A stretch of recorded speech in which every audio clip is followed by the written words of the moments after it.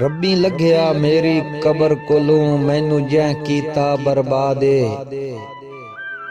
छड़ी आबिद फैता खानी दी ना दे सगया इमदादे। लगा आखण नाल दे संगियां नू सिल कबर दी पढ़न तो बाद ए बंदा भी मेरे शहर दा पिया कुछ कुछ आंदा याद है।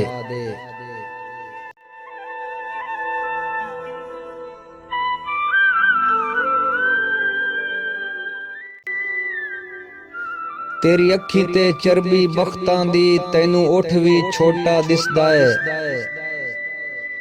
मैं आबिद डरिया गुरबत दा मैनू कख भी सोटा दिसदा है।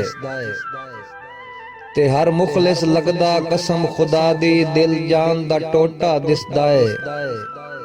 जेड़ा खुद नीयत दा खोटा होवे ओनू हर कोई खोटा दिसदा है।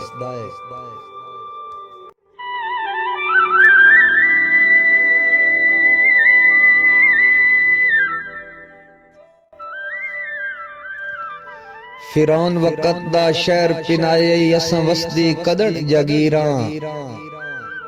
सानू डिठिया माजी याद करे से भले वक्तां दी तस्वीरां। खैरात दे तौर ते आबिद हस पौ तेरी अखियां दी तौकीरां।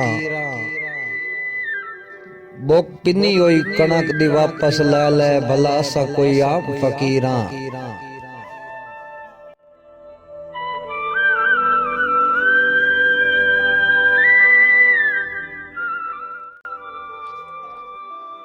असां कदा कोई आबिद रुलना हा साडे बख्त रकीब ना होंदे। तेरी दिल मस्जिद दे मिंबर दे जे गलत खतीब ना होंदे। अंजाम दी शाम दा इलम होंदा सा बेतरतीब ना होंदे। सारे लोकी साडे हथ चुमदे असां माज गरीब ना होंदे।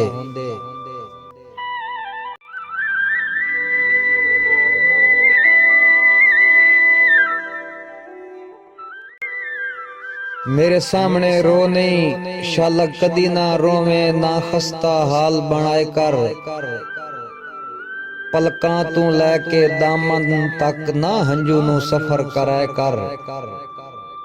तेरे कई वारिस लावारिस जुमले मेरे सामने ना फरमाए कर। मेरी अखी जो आबिद कब्रिस्तान दुख इत्थे आके दफनाए कर।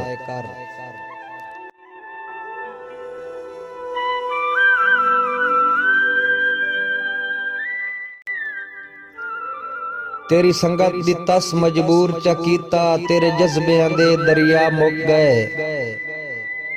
लुकमान आए मेरी जिंदगी दे उक्का मयां दे कांड दवा मुक गए। जदा रहना शर्म हया मुक गए। हुण आबिद रसण दा के फायदा तेरी जिद मुक गई साडे साह मुक गए।